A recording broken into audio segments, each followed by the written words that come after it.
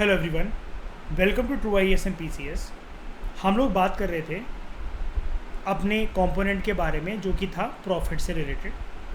तो हमने ये पढ़ा था अभी तक कि प्रॉफिट को हम लोग बोल सकते हैं कि profit is a sum of तीन चीज़ों से मिलकर बना होता है। एक कॉर्पोरेट प्रॉफिट, एक डिविडेंड और एक अनडिस्ट्रीब्यूटेड प्रॉफिट। देखो, कॉर्पोरेट प्रॉफिट मतलब कंपनी के पास जो आए ना, तो वो तो उसका प्रॉफिट है। लेकिन अगर कंपनी को टैक्स देना पड़े ना, तो वो प्रॉफिट फिर सरकार के पास जाता है। ठीक है, अभी बताता हूँ इस चीज़ को पूरा का पूरा। लेकिन आप इतना याद रखना कि प्रॉफिट के तीन कंपोनेंट होते हैं: कॉर्पोरेट टैक्स, डिविडेंड या कॉर्पोरेट अनडिस्ट्रीब्यूटेड प्रॉफिट। और कॉर्पोरेट टैक्स को आप कॉर्पोरेट प्रॉफिट की तरह भी लिख सकते हो, क्योंकि कंपनी के पास जो आएगा वो तो प्रॉफिट आएगा। कंपनी जो देगी अपने उससे, तो वो कॉर्पोरेट टैक्स हो जाएगा जो सरकार के पास जाएगा, तो वो सरकार की आमदनी बनेगी जाकर। तो जब एक बार हम लोग प्रॉफिट इंक्लूड कर देते हैं नेशनल या डोमेस्टिक इनकम को कैलकुलेट करने के लिए, तो none of its three part should be included separately. यानी कि राइटर आपसे बोला कि इकोनॉमी में जब भी आप नेशनल इनकम को निकाल रहे हो इनकम मेथड से, जब वहाँ पर वर्ड प्रॉफिट दिख जाए तो अपने आप ही समझ जाओ कि कॉर्पोरेट टैक्स, अनडिस्ट्रीब्यूटेड प्रॉफिट और डिविडेंड ऑलरेडी उसका पार्ट है। जब तक ये अगर सेपरेटली मेंशन करके ना दे रखा हो, तो प्रॉफिट के अंदर ऑटोमेटिकली ये सारी तीनों चीज़ें इंक्लूडेड है ही। तो सबसे पहले इन तीनों का मतलब भी समझ लेते हैं कि कॉर्पोरेट प्रॉफिट या कॉर्पोरेट टैक्स होता क्या है। जो नेट प्रॉफिट होता है किसी भी एक कॉर्पोरेट इंटरप्राइज को, ठीक है, जो कि यूज़ करा जाता है तीन पर्पसेस के लिए, वो होता है कॉर्पोरेट टैक्स। कौन कौन से तीन पर्पसेस? कॉर्पोरेट या फिर कॉर्पोरेट टैक्स सरकार कह रहा हूँ, ये कंपनी जो है, बड़ी बड़ी इंडस्ट्री जो है, वो अंबानी वगैरह, अदानी वगैरह, ये कोई टैक्स भी तो देती होंगी ना अपने निकले हुए प्रॉफिट से, तो वो तो होता है इनका टैक्स। डिविडेंड, जो भी इनको सेल के बाद या शेयर्स के बाद जो उसकी जो ट्रेडिंग वगैरह होती है, उससे जो प्रॉफिट जो जनरेट होता है वो डिविडेंड होता है। और कुछ इनके होते हैं रिजर्व फंड, जो कि अनडिस्ट्रीब्यूटेड प्रॉफिट होता है, कि अभी तक इन्होंने प्रॉफिट डिस्ट्रीब्यूट नहीं करा है, पूरी अभी आमदनी आ गई है, अब सारे वर्करों को बांटना है सैलरी, जिस जिस ज़मीन पर हमने कंपनी खोल रखी है वहाँ से रेंट, पानी का बिल, बिजली का बिल, ये सारी चीज़ें। प्रॉफिट या जो कॉर्पोरेट टैक्स होता है वो एक डायरेक्ट टैक्स होता है। प्रॉफिट टैक्स और कॉर्पोरेट टैक्स डायरेक्ट टैक्स होता है, जो कि गवर्नमेंट डिवाइड करती है एक कंपनी के प्रॉफिट पर। कंपनी जो है वो अपने टोटल प्रॉफिट में से ही इस टैक्स को पे आउट करती है। जो प्रॉफिट टैक्स है, इसका मतलब वो डोमेस्टिक इनकम का पार्ट है, क्योंकि वो एक्चुअल अर्निंग है कंपनी की, और कंपनी उस एक्चुअल अर्निंग में से कुछ शेयर, कुछ परसेंटेज ऑफ शेयर टैक्स की फॉर्म में सरकार को दे रही है। तो यहाँ पर एक बात है जो कि बहुत कम लोगों को पता होती है, प्रॉफिट टैक्स को कॉर्पोरेट टैक्स भी बोला जाता है, एक ही बात होता है। आप चाहे इसको प्रॉफिट टैक्स बोलो, चाहे इसको कॉर्पोरेट टैक्स बोलो, एक ही बात है। ये समझ में आ गया? बता दो ज़रा, या फिर मैं आगे बढ़ूँ, फिर से समझाऊँ, क्या करूँ बताओ, जल्दी बताओ। हाँ बताओ बताओ।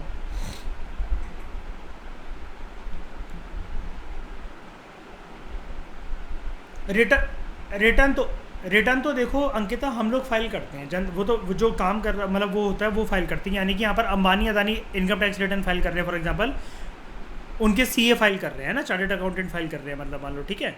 तो आपको पता है ना, हर साल बजट के अंदर टैक्स स्लैब आती है कि बंदा अगर इतनी से इतनी इनकम अर्न कर रहा है तो इतना टैक्स देना पड़ेगा, इतनी से इतनी अर्न कर रहा है तो इतना टैक्स देना पड़ेगा। इनकम टैक्स रिटर्न फाइल करने के बाद अपने आप ही उसको उसका सीए बता देगा कि अंबानी जी, आपका ये टैक्स स्लैब है, आपको इतना टैक्स सरकार को पे करना है, और क्योंकि आप एक कॉर्पोरेट वर्ल्ड से बिलोंग करते हो तो ये आपका कॉर्पोरेट टैक्स है, और जिसको आप प्रॉफिट टैक्स भी कह सकते हैं। बस, ओके मिसबा, क्लियर है ना?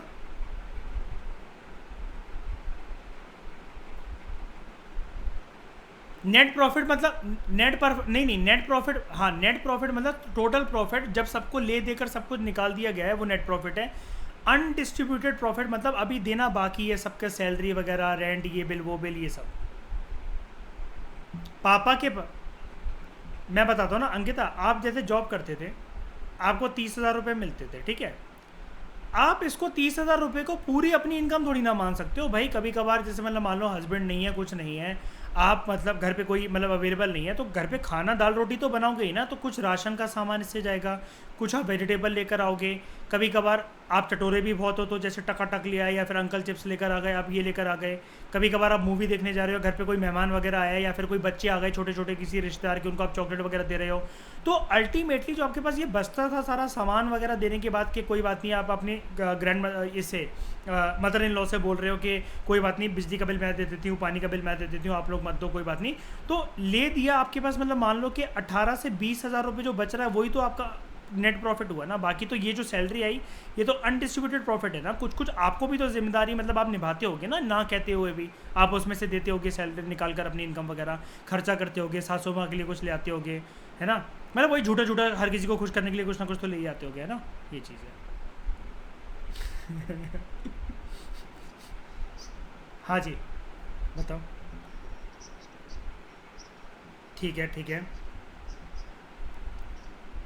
नहीं नहीं नहीं नहीं, वो जो प्रॉफिट है वो तो हमें मिल रहा है। कंपनी ग्रो कर रही है, एक्चुअली क्या है कि कंपनी ने शेयर रिलीज करा है, तो कंपनी के साथ साथ अगर वो शेयर की वैल्यू बढ़ेगी, हम इसके पीछे सिर्फ एक इतना सा पार्ट है, और कंपनी जो है वो ये इतना बड़ा एंगल है।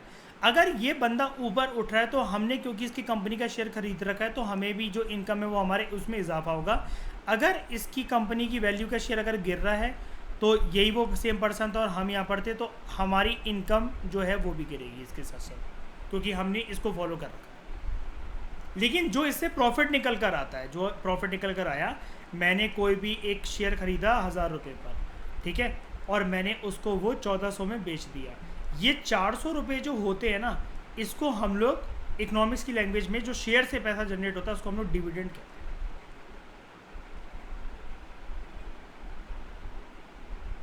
इसलिए तो जो आप उस दिन मुझे बता रहे थे कि ग्रो ऐप पे कितना डिविडेंड मिल रहा है, वो मिल रहा है, वो प्रॉफिट ही है एक्चुअली एक प्रकार से। हाँ हाँ, अनाउंस करती रहती है ना कि इतना अगर लगा दोगे तो इतना पक्का डिविडेंड मिलेगा ही मिलेगा। तो वो एक उनकी एक्सपेक्टेशन है कि हमारी जो शेयर है वो रॉकेट बनने के लिए तैयार है, इतना बढ़ेगा ही बढ़ेगा, इतने प्राइस को टच करके ही आएगा, तो अगर आप इसमें बढ़ते शेयर में पैसा लगा दोगे तो आपको भी प्रॉफिट मिल जाएगा, ऐसा होता है।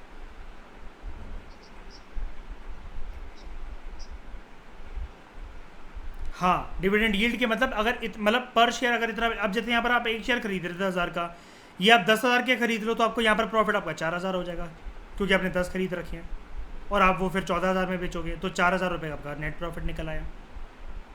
यील्ड मतलब कितना, मतलब वही चीज़ है, ये आते हैं ना, मैं ट्रेडिंग की लैंग्वेज में आपको करवाता हूँ, बड़ी मछली के पीछे छोटी छोटी मछलियाँ, ये चीज़ है। लेकिन ये डिविडेंड पे कभी ऐसे ठोस, सबको बता रहा हूँ, ऐसे यकीन मत करा करो कि कंपनी बोले इसमें पैसा लगा दो और आप वो कर दो।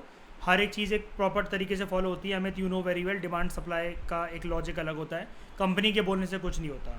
वो तो चाह ही रहे हैं कि आप उसमें लगा दो ताकि वो और उठ पड़े सब, क्योंकि कंपनी ये चाहती है ना, सबका दम जब लगेगा पीछे से पैसों का तो ऑटोमेटिकली फिर ये बढ़ेगा, फिर ऊपर की तरफ जाएगा। ऐसा नहीं होता। लेकिन अगर आप में से किसी को कन्फ्यूजन हो रही है ना, आप किसी और चीज़ को देखो ही मत, मैं तो आपसे सिंपल सा एक लॉजिक कह रहा हूँ, इसको समझने का इसमें कोई दिमाग सरदर्दी कोई है ही नहीं। बजट हर साल निकलता है, टैक्स स्लैब देख लो अपनी, आपकी जितनी इनकम होगी, आप अंबानी का काम कर रहे हो, अदानी का काम कर रहे हो, चाहे सऊदी अरेबिया में तेल के कुएं खोद रहे हो, अरे उससे का लेना देना सरकार को, आप जो मर्जी कर रहे हो। अगर आपकी इनकम इतनी है तो इतना टैक्स देना पड़ेगा। उस टैक्स का नाम भी छोड़ दो, नाम में क्या रखा है, सरकार ने तो बोला भाई इतने से इतना है तेरा टैक्स, तू पहले टैक्स देने तो आ, नाम हम खुद डिसाइड कर लेंगे, तू देने आ पहले टैक्स इतना। ये चीज़ होती है कि अगर इतनी इनकम है बेटा तो नाम भूल जाओ आप, आपको टैक्स देना पड़ेगा, ये होता है सरकार का लॉजिक। हर साल बजट में इसलिए टैक्स स्लैब्स बनती हैं। तो उस टाइम पर ना, जो बजट के दिन जो ट्रेडिंग होती है, मार्केट काफ़ी वॉलेटाइल होता है उस दिन, बहुत वॉलेटाइल होता है, और हमेशा बजट वाले दिन ट्रेडिंग करते थे राकेश झुनझुनवाला, हमेशा, और 1-1 करोड़ रुपए उनके 13-13 करोड़ बन जाते थे। डिविडेंड एक वो पार्ट होता है आपके प्रॉफिट का, कॉर्पोरेट एंटरप्राइजेस का, जो ये हमारे काम की बात है, मेरे, मयूर और अमित की, जो कंपनी अपने शेयर होल्डर्स को प्रोवाइड करती है in accordance with the number of shares held by the letter. यानी कि हम शेयर होल्डर जितने शेयर हमारे पास हैं, ये वाला लॉजिक मैंने आपको बता दिया। अगर वो प्रॉफिट ऊपर ऊपर बढ़ रहा है उस हिसाब से मेरा प्रॉफिट बढ़ रहा है, अगर कंपनी का शेयर नीचे आ रहा है तो उस हिसाब से मेरा लॉस होगा।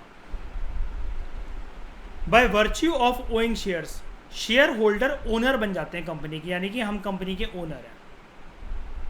मैंने अगर जिस कंपनी के शेयर ले रखे हैं तो मैं, यानी कि मैं उसका ओनर हूँ। ये अंबानी की लाइफस्टाइल, अदानी की लाइफस्टाइल सिर्फ और सिर्फ शेयर होल्डर की वजह से है और कुछ भी नहीं है। अगर एक दिन सारे के सारे शेयर होल्डर अपना पैसा खींच ले तो ये लोग रोड पे आ जाएंगे, और इसी को तो बोलते हैं इकोनॉमिक रिसेशन और इकोनॉमिक डिप्रेशन। इसी को तो बोलते हैं स्टॉक मार्केट का क्रैश हो जाना, बड़ी बड़ी कंपनी बर्बाद हो जाना। जो रिटर्न्स होते हैं इन शेयर्स पे, इनको हम लोग बोलते हैं डिविडेंड। ऊपर एग्जांपल समझ गए अब अमित, 1000 रुपये का हमने शेयर खरीदा था, 400 का बेच दिया, 400 जो प्रॉफिट है। तो स्टॉक मार्केट की लैंग्वेज उसको प्रॉफिट ना बोल के डिविडेंड बोलते हैं हम लोग। मैंने बिटकॉइन बाई करा 19 लाख का, वो 65 लाख हो गया। जितना बीच में जो निकल कर आया वो कहने को है कि मैंने इतना प्रॉफिट कमाया, लेकिन अगर कोई इकोनॉमिस्ट से बात करें तो आप बोलो कि मुझे इतना डिविडेंड मिला बिटकॉइन को बेचने के बाद। इट इज़ अनदर मैटर कि जो डिविडेंड इनकम है ना, वो इस बात पे डिपेंड करती है कि कंपनी प्रॉफिटेबल कितनी है। मतलब आप समझ गए ना इस बात का मतलब, कंपनी ने जितना प्रॉफिट कमाया, मतलब जितना ऊपर उसका शेयर का प्राइस गया, उसके पीछे मैं फॉलो करूंगा, यानी कि मैं फुटप्रिंट्स फॉलो कर रहा हूँ कंपनी के, बड़ी मछली के पीछे छोटी मछली। Dividend is part of domestic income, क्योंकि ये कंपनी पे आउट कर रही है अपने टोटल प्रॉफिट्स में से। तो अमित, टोटल प्रॉफिट कंपनी हमारे पास, मतलब अब हमारा जो प्रॉफिट हुआ होता है वो कंपनी नहीं रखती अपने पास, वो एक्चुअली ऑटोमेटिकली सिस्टम ऐसा है नेशनल स्टॉक एक्सचेंज और बॉम्बे स्टॉक एक्सचेंज की वजह से, कुल मिलाकर सेबी की वजह से, कि मेरा जो मैंने बाय करा वो करा, वो कंपनी को पता लग गया कि मैंने बाय करा, लेकिन प्रॉफिट उससे मांगना नहीं पड़ेगा मुझे, ऑटोमेटिकली मेरे जीरोधा ग्रो ऐप के अकाउंट में, अपस्टॉक्स के अकाउंट में रिफ्लेक्ट होगा वो। ये है इस लाइन का मतलब जो आप पूछ रहे थे अभी ऊपर। ठीक है वो कंपनी का टोटल प्रॉफिट ही, उसमें से तो मुझे मिल रहा है, लेकिन मुझे हाथ नहीं फैलाने पड़ेंगे कि सर जी दे दो, आपको प्रॉफिट हुआ था, आपने मुझे प्रॉमिस करा था कि अगर ऊपर जाएगी वैल्यू। मुझे किसी से कुछ नहीं मांगना है, मैंने अपनी केवाईसी करवाई हुई है जीरोधा विरोधा पे, इससे मुझे प्रॉफिट मिल जाएगा। ठीक है,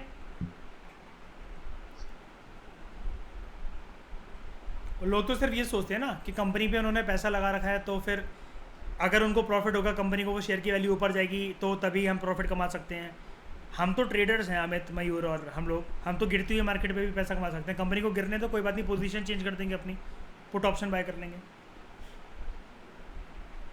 बाकी लोग रोते रहेंगे, हम तब तक करोड़ों बनाकर निकल जाएंगे। हमारे लिए तो स्टॉक मार्केट क्रैश अपॉर्चुनिटी होती है हम जैसों के लिए, जब पूरी दुनिया रो रही होती है, हम जैसे लोग बंगलो बनवा रहे होते हैं अपना।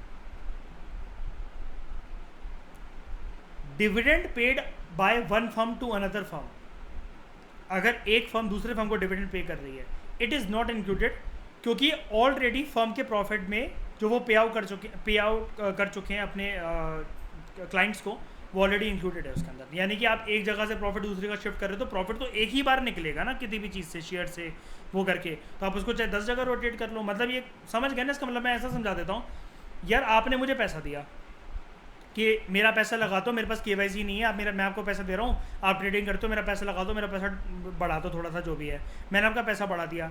अब चाहे आप उसे 10 लोगों तक बांटते रहो उधर से उधर, फिर आप मतलब घुमा फिरा के किसी और पर्सन को दे दो कि यार मेरे 20,000 के 30,000 बन गए थे, अब 30,000 लगा दो, 30 के मेरे 60 बन गए थे, अब 60 लगा दो, 60 के मेरे 90,000 हो गए थे, 90,000 लगा दो, वो 5 लाख हो गए, 5 लाख लगा दो। तो आप ये जो शिफ्ट कर रहे हो, आपका प्रॉफिट जो है वो ऊपर वाला आ रहा है, लेकिन आप सोचो कि आपके जो 20,000 थे, फिर से आप वो 20,000, तो वो 20,000 दो बार काउंट नहीं होंगे, वो एक ही बार काउंट होंगे। उसके ऊपर जो प्रॉफिट आया वो आप 10 जगह रोटेट कर लो, वो डिविडेंड तो उतना ही रहेगा ना, 10,000 आपने 10 जीरोधा के अकाउंट में, 10 ग्रो ऐप के अकाउंट में फिरा दिए, तो वो रहेंगे तो 10,000 ही ना। आप उसको ये थोड़ी ना कहोगे 10,000 अगर आपने 10 अकाउंट में डाल दिए बार बार अगले अगले दिन कर करके, कभी जीरोधा, कभी कॉइन स्विच कुबेर, कभी अप स्टॉक्स, तो वो 1 लाख थोड़ी ना बन जाएंगे। समझ गए ना मेरी बात, ये चीज़ है माइंड। मनी जो रिसीव होते हैं from the sale of shares, आपने शेयर खरीदा, उसको बेचने के बाद जो आपको मनी रिसीव हुआ, इसको इंक्लूड इसलिए नहीं करा जाता because this has change merely ownership of shares and not contributed to the flow of goods and services. यानी कि जर्नली ये गुड्स एंड सर्विसेज के अंदर जो है वो कंट्रीब्यूट नहीं करता। ठीक है, तो जो मनी जो रिसीव होता है from the sale of shares, इसको इंक्लूड नहीं करा जा सकता। शेयर होल्डर को जितना बस वो जो प्रॉफिट होता है, जो बढ़ता है, सिर्फ वो चीज़ इंक्लूड करी जाती है। ठीक है, कुछ समझ में ना आए तो कोई बात नहीं, आप इसको छोड़ सकते हो ये थोड़ा सा, क्योंकि मैंने बताया न्यूमेरिकल के लिए यूज़ होता है एक्चुअली। ठीक है, आप ऊपर वाले पे ही रहो।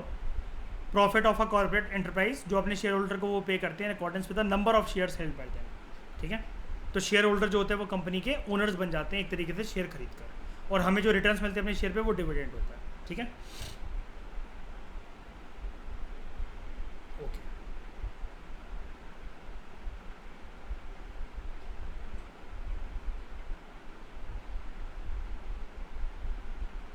अनडिस्ट्रीब्यूटेड प्रॉफिट, अनडिस्ट्रीब्यूटेड प्रॉफिट,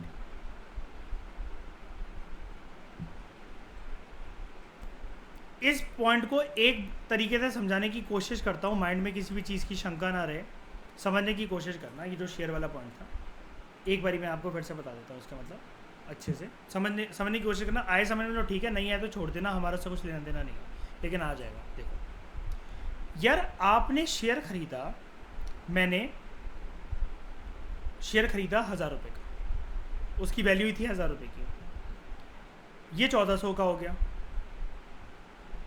400 रुपये इसका मतलब क्या बन गए मेरे?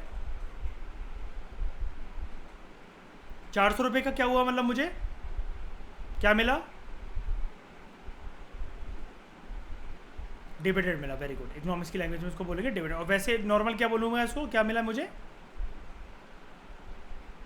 प्रॉफिट मिला। अब वो क्या कह रहा है, आप कहोगे सर हम कंफ्यूज हो गए, ऊपर वो कह रहा है जो डिविडेंड से मिलेगा वो पार्ट होगा नेशनल इनकम का, ये कह रहा है शेयर को अगर बेच दो तो वो कैलकुलेट नहीं होगा नेशनल इनकम के अंदर। इसका मतलब ये होता है, money received from sale of shares is not included. इसका मतलब क्या है कि आपने जो 400 रुपये जो आपको ये मिल गए ना, आपने फिर ये जो आपको मिल गए, आपने पूरा का पूरा शेयर निकाल दिया, आपने बेच दिया, वापस आपके अकाउंट पे, बैंक अकाउंट में 1000 रुपये आ गए, आपने अब शेयर को ही निकाल दिया अपने अकाउंट से, जीरोधा आप स्टॉक्स या ग्रो के अकाउंट से। ये इंक्लूड नहीं होगा, पता है क्यों? क्योंकि आप निकल गए, आपने बेच दिया शेयर उसका, कंपनी का 400 रुपये का प्रॉफिट डिविडेंड लेकर आपने पूरा का पूरा शेयर ही निकाल दिया, आपने निकाल दिया शेयर, ठीक है कोई बात नहीं। लेकिन इसकी वजह से तो सिर्फ मियरली मतलब ओनली ओनरशिप ही तो चेंज हो गया शेयर की। तुम नहीं खरीदोगे तो कोई और खरीद लेगा। Company decided amount of share release करती है, अनलिमिटेड शेयर नहीं होते हर कंपनी के। क्या आप सोचो हम जितना मर्जी खरीद लें कंपनी के शेयर को, आप जितना मर्जी पैसा यूज करके आप अपनी जीरोधा अपस्टॉक्स पर करोड़ों अरबों रुपए यूज कर सकते हो आप अपने, उसमें कोई दिक्कत नहीं। लेकिन अलग अलग कंपनी के खरीदने पड़ेंगे, क्योंकि एक कंपनी लिमिटेड ही निकालती है। जैसे जो लोग समझते हैं मेरी ट्रेडिंग की स्किल्स को और जो लोग करते हैं मेरे साथ ट्रेडिंग, आप लोग कितना जानते हो ना, ऑप्शंस में एक लॉट होता है हर एक कंपनी का, उस लॉट से अगर ज़्यादा खरीदो तो 2 लॉट बाय करने पड़ेंगे। एक लॉट में 1200 शेयर ही होते हैं, वो कंपनी डिसाइड करती है। इतना पता है ना कि अगर लॉट साइज अगर उतना तो कंपनी डिसाइड कर रखा है। मेरे अकॉर्डिंग क्या, अगर मुझे अगर मान लो कि 4000 के शेयर्स का कंपनी का एक लॉट है ऑप्शंस की ट्रेडिंग में, अगर मुझे 4001 करना है ना तो वो नहीं कर सकता मैं, फिर मुझे दूसरा लॉट ही बाय करना पड़ेगा और मेरे को 8000 ही मिलेंगे फिर शेयर उसके। शेयर को निकालने की वजह से होता क्या, अगर मैंने सेल कर दिया अपने शेयर का, इसी का शेयर वो कर दिया सेल, अब इससे क्या हो गया, 1000 रुपये मेरे पास वापस आ गए और 400 का मैं पिछली बार ट्रेड करके मैं डिविडेंड लेकर निकल गया था, इन्वेस्ट करके स्विंग ट्रेड करके मैं निकल गया था। यहाँ पर सिर्फ ओनरशिप चेंज हो जाएगी, क्योंकि दीपांक अगर निकल गया है 1000 रुपये का वो शेयर बेचकर, अगर अंबानी अदानी या जो भी उसने टाटा मोटर्स का इसका उसका खरीदा हुआ था, कोई और खरीद लेगा इसे। इसकी वजह से कोई flow of goods and services पे कोई थोड़ी ना वो कंट्रीब्यूट करा है मैंने। इसलिए अगर आप अपना शेयर टिका कर रखते हो ना, और उसके ऊपर की मलाई जो होती है, ऊपर की मलाई नेशनल इनकम का पार्ट होती है, लेकिन पूरा का पूरा शेयर ही बेच डाला आपने, क्योंकि जितने का खरीदा था आपने तो उतने के मतलब आपके पास पैसे वापस आ गए या जो भी आ गए, वो इंक्लूड नहीं होता नेशनल इनकम के अंदर। अब बात समझ में आ गई ये वाली, ये चीज़ है। मतलब शेयर अगर आपने बेच दिया अपने ग्रो अकाउंट और जीरोधा से, अगर पूरा का पूरा शेयर ही स्क्वायर ऑफ कर दिया अगर आपने, तो वो नहीं है फिर नेशनल इनकम का पार्ट। शेयर को होल्ड करके रखा और ऊपर प्रॉफिट बनता चला जा रहा है, इतना प्रॉफिट इतना प्रॉफिट इतना प्रॉफिट, तो वो चीज़ है।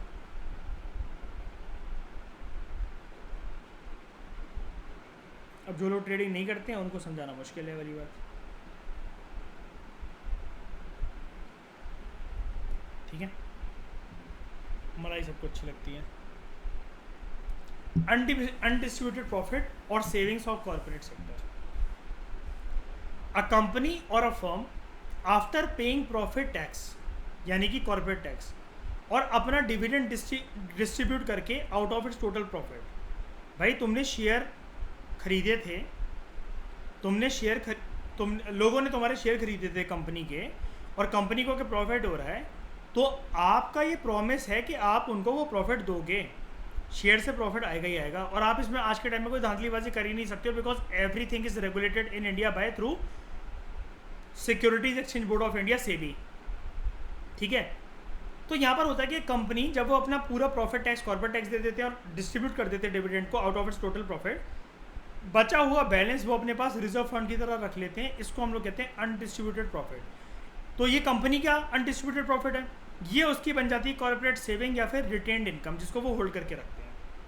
ये जो रिजर्व फंड होता है कंपनी इसको किस लिए यूज़ करेगी भाई? कंपनी के 100 काम करोड़ों काम होते हैं मेंटेन करने के लिए अपने आप को, या फिर अनएक्सपेक्टेड कोई भी अगर लॉस हो रहा है या कोई खर्चा हो रहा है, अपना बिजनेस एक्सपेंड करना है, अनएक्सपेक्टेड कोई भी सिचुएशन अगर आ गई, कोविड लग गया तो वर्करों को, ये वर्कर बहुत 10-10 साल से हमारे साथ जुड़े हुए हैं कि उनको निकालना फालतू में जॉब वगैरह से, तो अपनी सेविंग्स ही काम आती हैं कंपनी के ऐसे टाइम पर। अपनी प्रोडक्शन का साइज़ अगर उनको एक्सपेंड करना है या अपने एम्प्लॉयज़ को सोशल सिक्योरिटी बेनिफिट्स देने हैं, मैटरनिटी रिलीफ या फिर उनका इंश्योरेंस करवाना है, कुछ भी करवाना है, तो ये जो अनडिस्ट्रीब्यूटेड प्रॉफिट होता है ना, अनडिस्ट्रीब्यूटेड प्रॉफिट जो सबको बांटने के बाद जो बच गया है, it is also known as savings of private corporate sector. It is also known as savings of private corporate sector. ये जैसे हाउस होल्ड्स की सेविंग्स होती हैं, हम सब अब जब अपना काम वाली को पानी का बिल, बिजली का बिल, बाइक में पेट्रोल भरवाना, घर का राशन आ गया, बच्चों की स्कूल की फीस चली गई, जो भी घर खर्ची एक्स्ट्रा है, ये सारा बांटने के बाद जो मेरी जेब में एक्स्ट्रा पड़ा हुआ है, ये मेरी सेविंग होती है।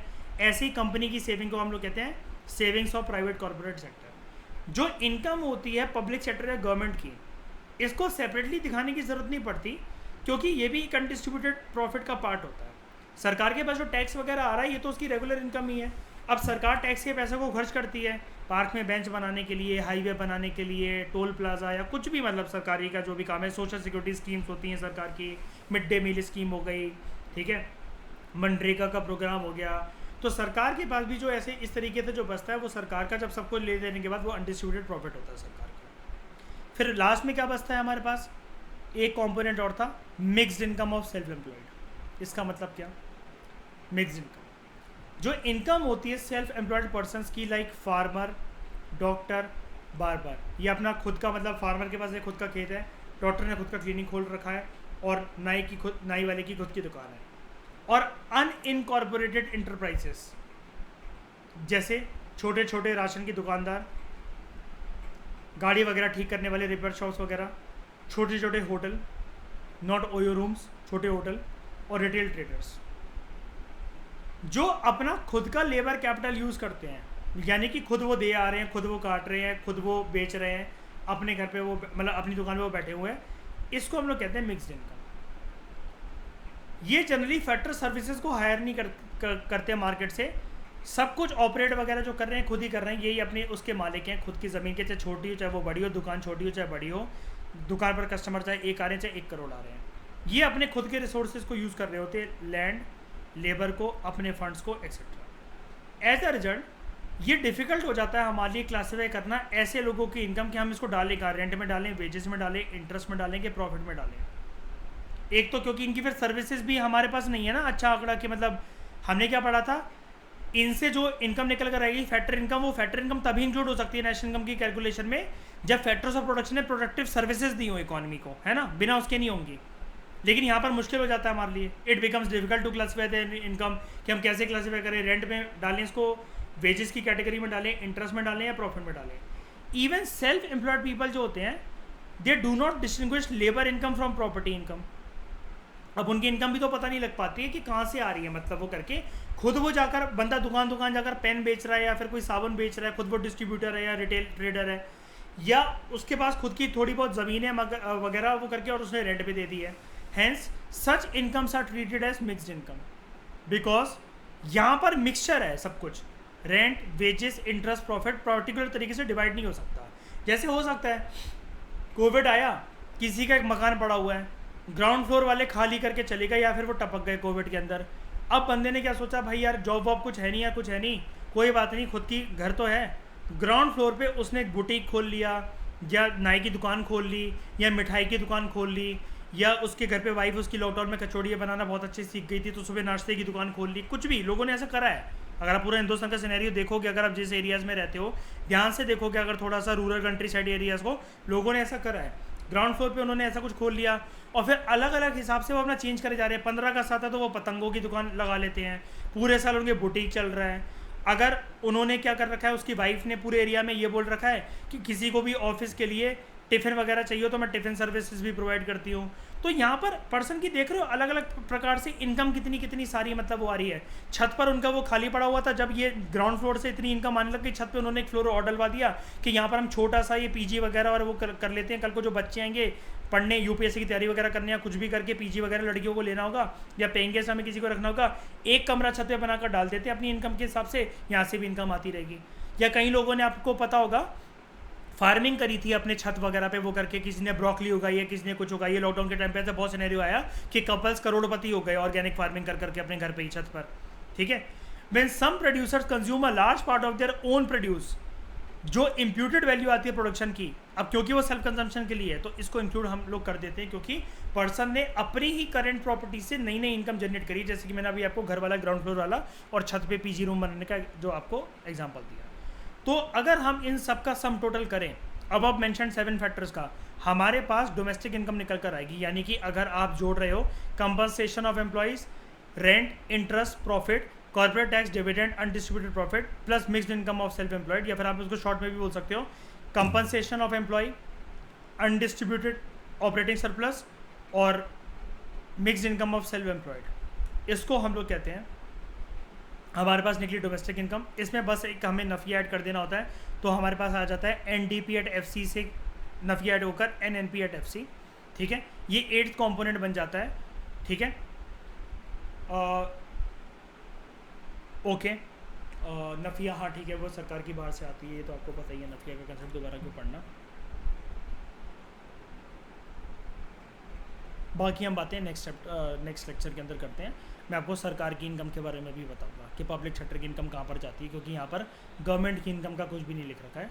तो 8th कॉम्पोनेंट जो बनेगा इस बॉक्स में जैसा कि दे रखा है वो कैसे बनेगा। Thank you very much for discussion.